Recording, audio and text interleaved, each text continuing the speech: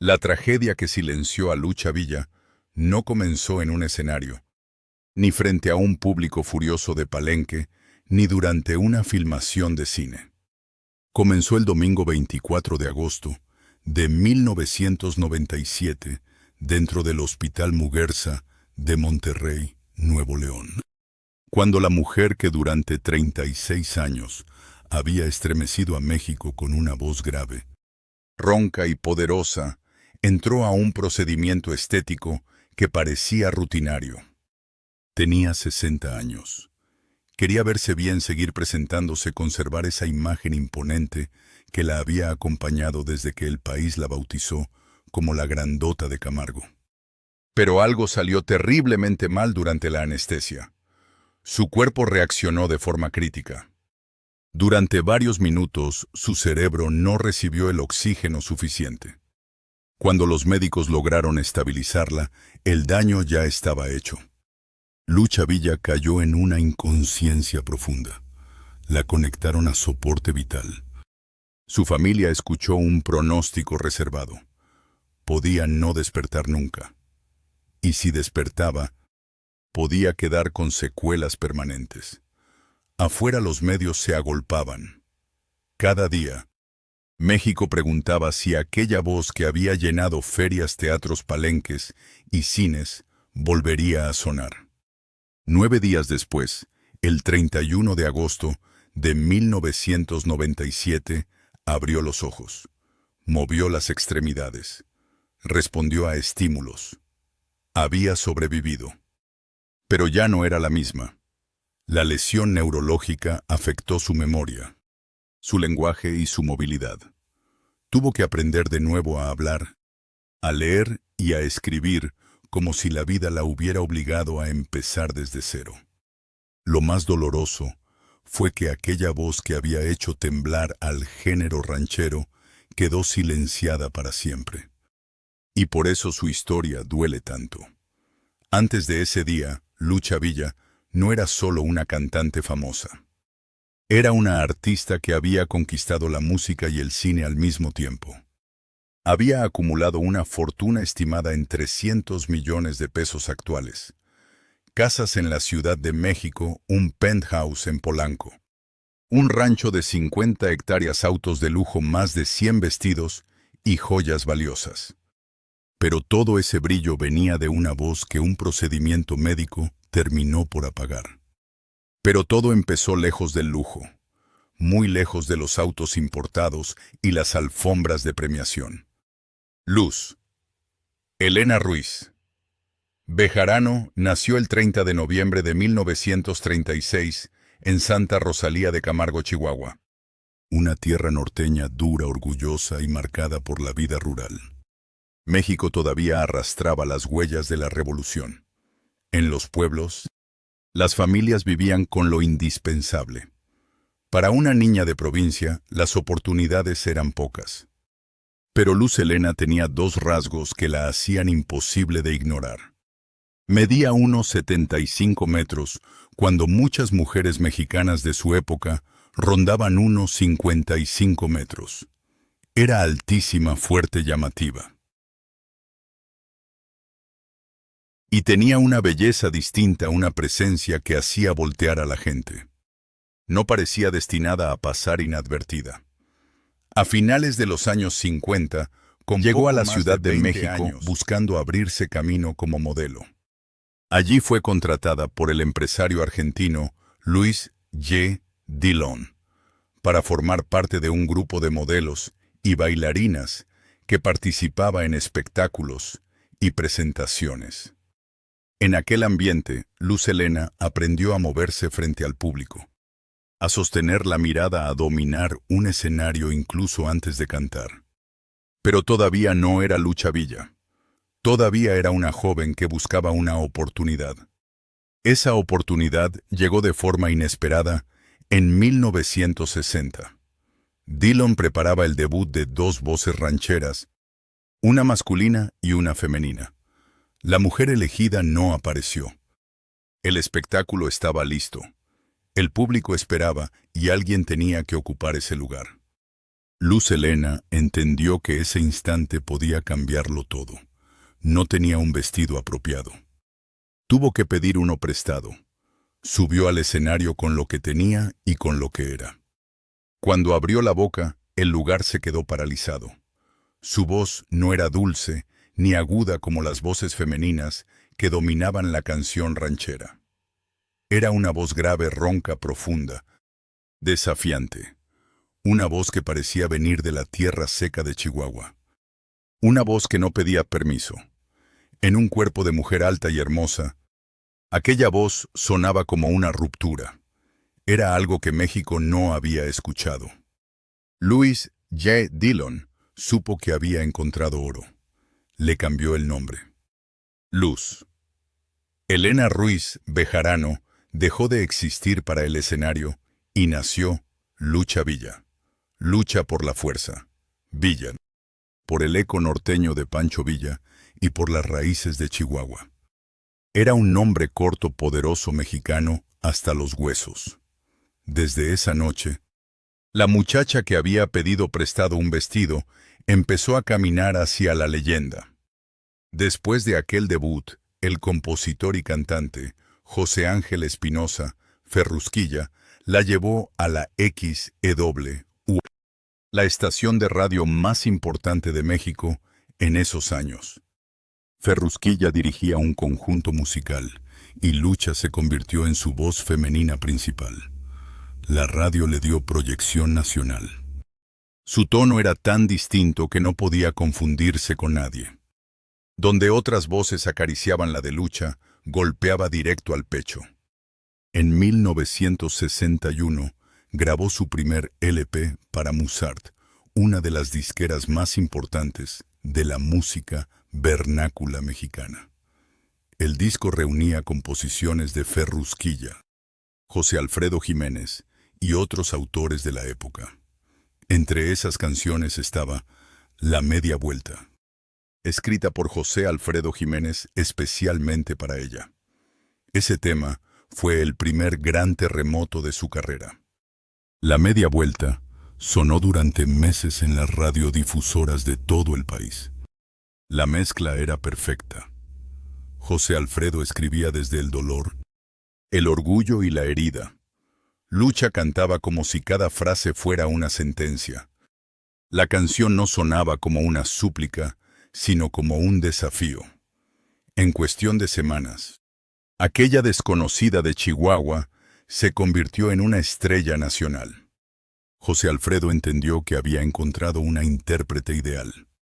Le escribió más canciones. La mano de Dios, Que se me acabe la vida. Amanecí en tus brazos. Con esta última Lucha Villa terminó de consagrarse. Su voz convirtió la ranchera en un territorio más amplio, más duro, más femenino y más feroz al mismo tiempo. Ya no se trataba de cantar bonito, se trataba de cantar con carácter. Durante los primeros años de la década de 1960, Lucha grabó un éxito tras otro. Besos de papel. Que me lleve el diablo. Hermosísimo lucero. Una pura y dos con sal. Retirada. Cada disco confirmaba que no era una moda pasajera. Para mediados de los años 60, ya figuraba entre las artistas rancheras con más discos vendidos de la década, junto a nombres enormes como Javier Solís, su amigo y compañero de giras. Pero la música no fue suficiente para contenerla. En 1963 debutó en el cine con una pequeña participación en Los apuros de dos gallos. Era un papel menor, casi una aparición rápida, pero bastó para que los productores notaran algo importante. Lucha no solo cantaba, tenía presencia, la cámara la quería, su rostro, su altura y su manera de plantarse frente al lente tenían fuerza dramática. La oportunidad decisiva llegó en 1964.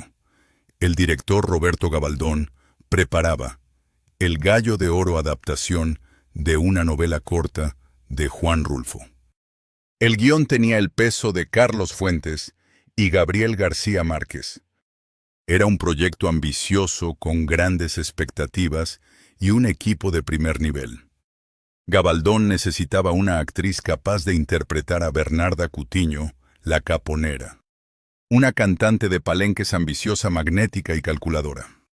No podía ser cualquier actriz. Tenía que cantar rancheras con autenticidad. Tenía que llenar la pantalla. Tenía que parecer peligrosa y seductora a la vez. Lucha Villa era perfecta. Nadie más tenía esa mezcla de voz, cuerpo, orgullo y misterio. El Gallo de Oro se estrenó el 18 de diciembre de 1964 en el Cine Alameda de la Ciudad de México. Fue un éxito de taquilla y de crítica. La película recaudó millones de pesos en su primera semana.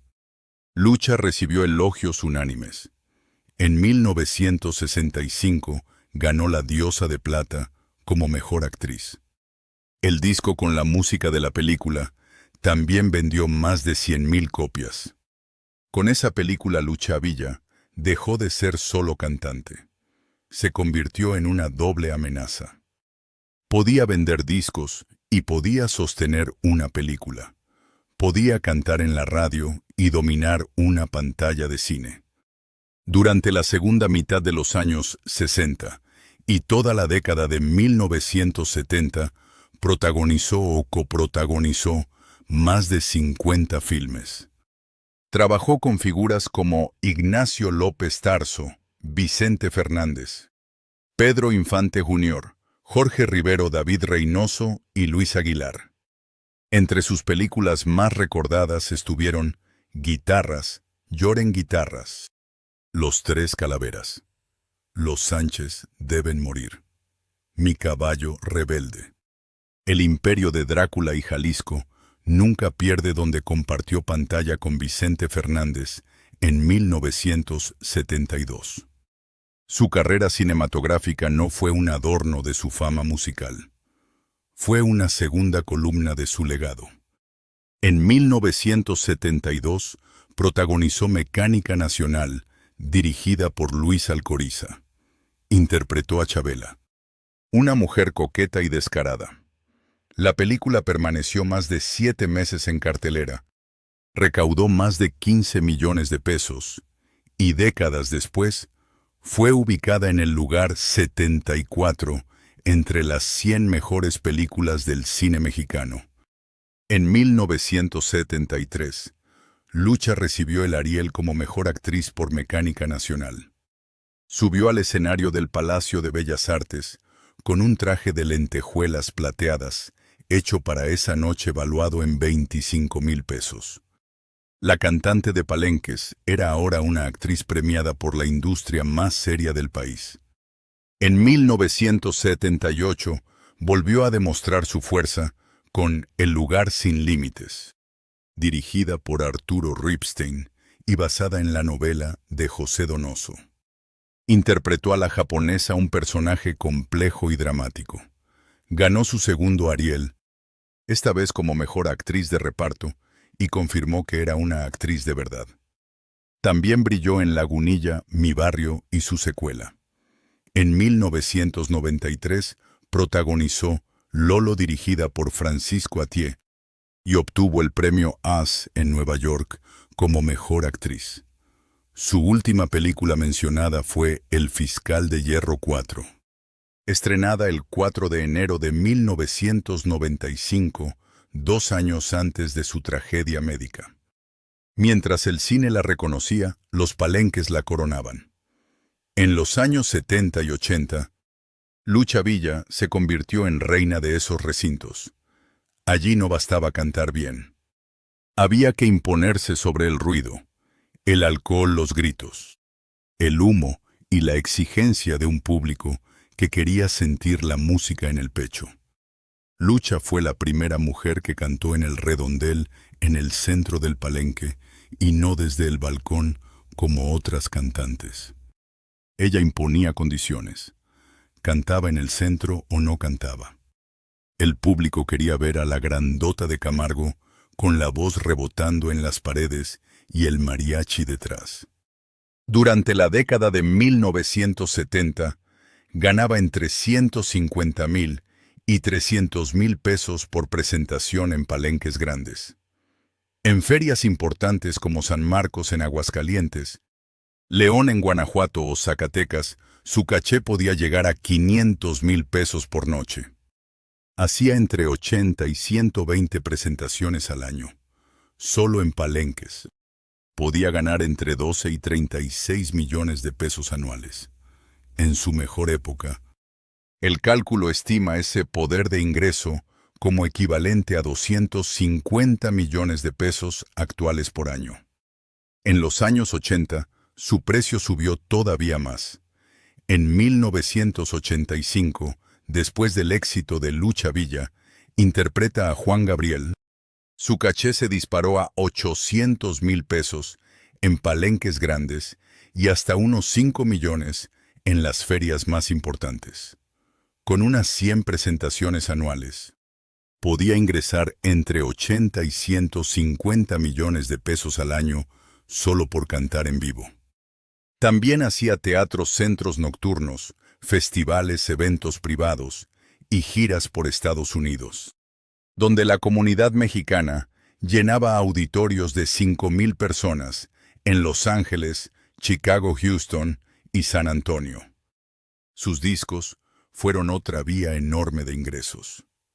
Entre 1961 y 1996 grabó más de 60 álbumes de larga duración. En los años 60 obtuvo 12 discos de oro consecutivos. Cada disco de oro significaba más de 100,000 copias vendidas. Solo esos 12 discos representaban más de 2 millones de unidades y regalías estimadas entre 3,6 y 6 millones de pesos. Durante los años 70 y 80, cada álbum nuevo vendía entre 50,000 y 150,000 copias. Lanzaba entre 2 y 3 álbumes al año. Con regalías de entre 5 y 8 pesos por disco, sus ingresos anuales por ventas podían rondar entre 500,000 y 3 millones de pesos. En el cine, las protagonistas ganaban entre 50,000 y 150,000 pesos por película. Si se promedian 100,000 pesos por cada una de sus más de 50 películas. Esa parte de su carrera representó unos 5 millones de pesos, sin contar retransmisiones. Además hizo campañas para tequilas, refrescos regionales y ropa vaquera. Cada campaña podía pagar entre 500,000 y 2 millones de pesos. Sumando discos, cine, palenques, giras y campañas. Lucha llegó a ganar entre 100 y 200 millones de pesos anuales durante su apogeo entre 1975 y 1990. En valores actuales el cálculo lo estima entre 20 y 40 millones por año. De 1961 a 1997, acumuló una fortuna calculada en 150 millones de pesos de la época equivalente a unos 300 millones actuales. Lucha no dejó que ese dinero se evaporara.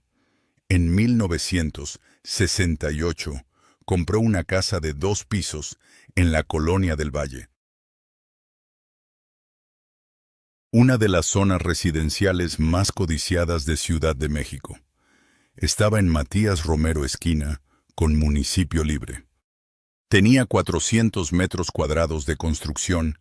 En la casa tenía 5 recámaras, baños privados, sala amplia, comedor para 12 personas, cocina equipada, cuarto de servicio, garaje para 4 autos, jardín trasero y terraza.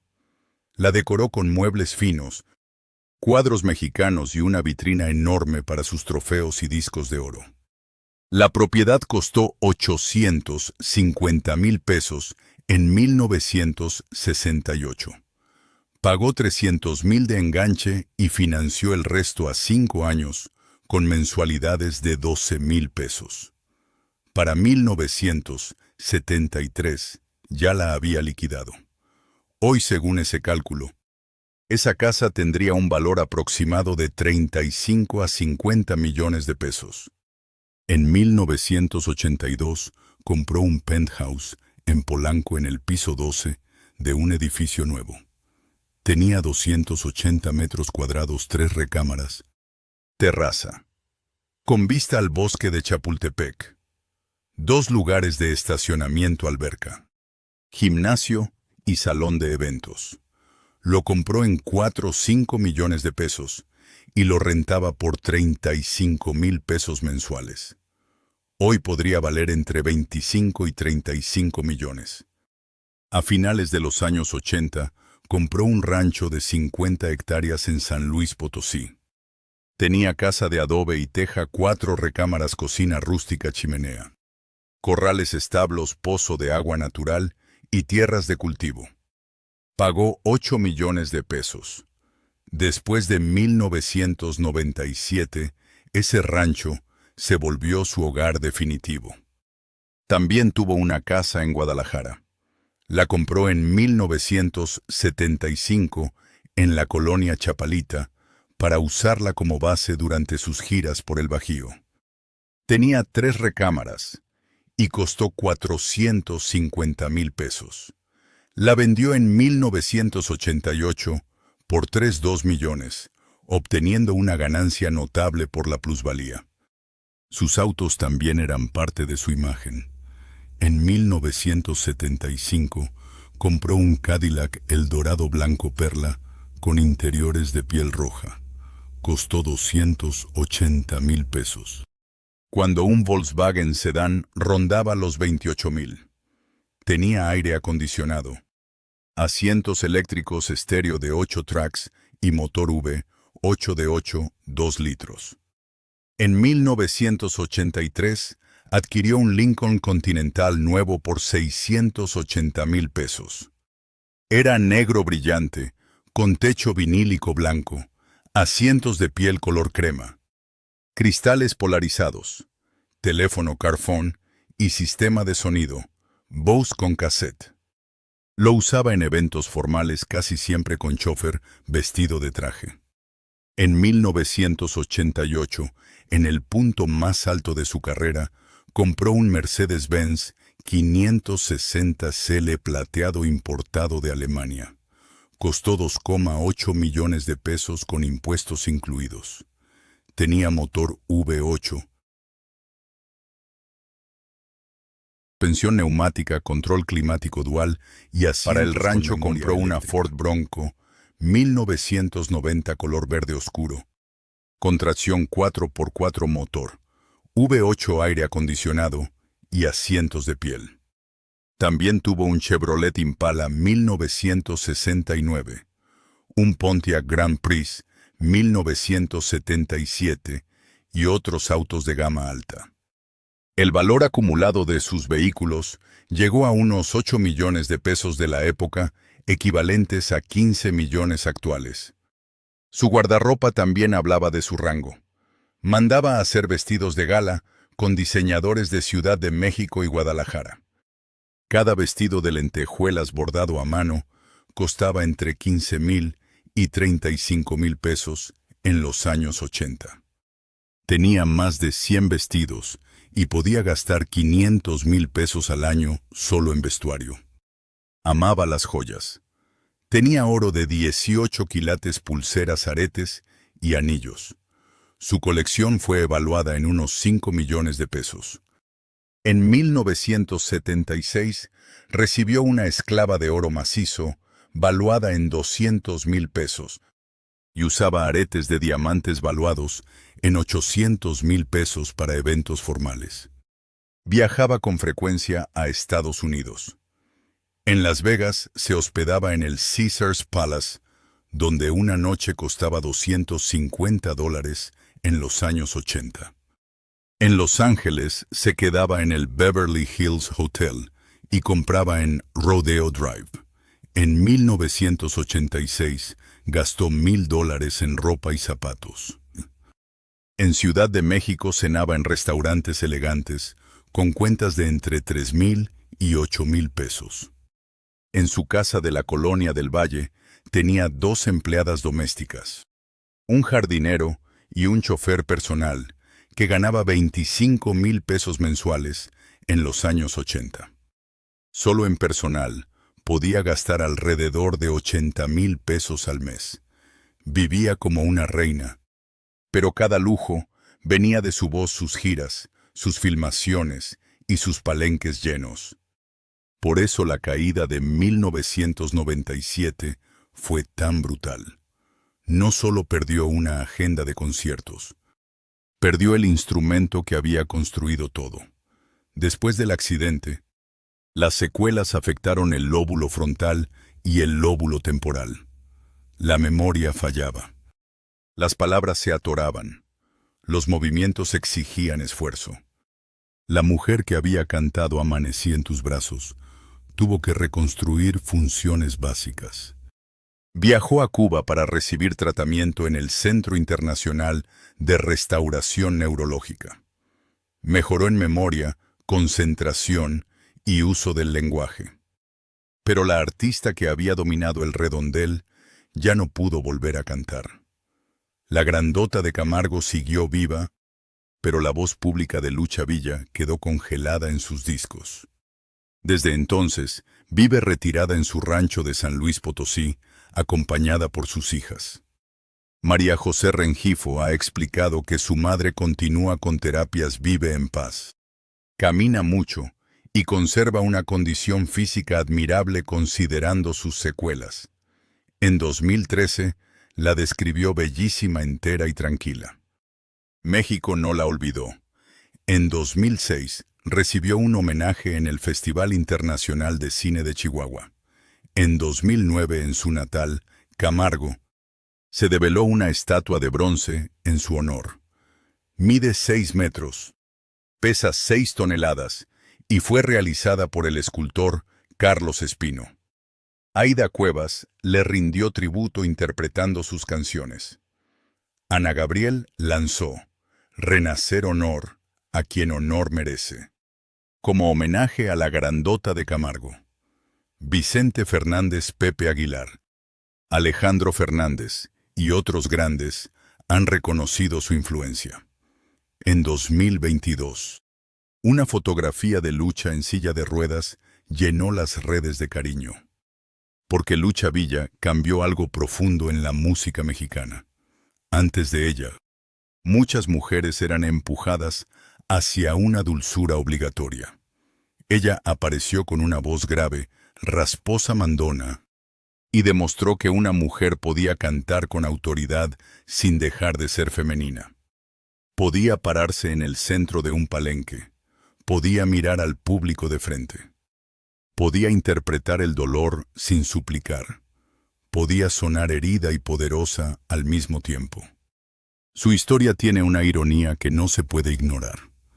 La misma mujer que ganó millones con su voz, terminó viviendo en silencio.